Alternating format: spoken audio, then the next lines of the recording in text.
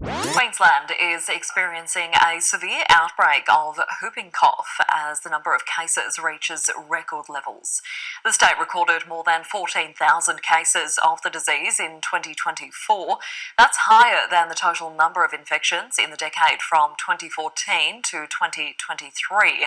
Experts believe lower vaccination rates and COVID restrictions have contributed to the increase in infections. Babies and elderly people are most vulnerable to whooping cough and likely to experience severe symptoms from the infection.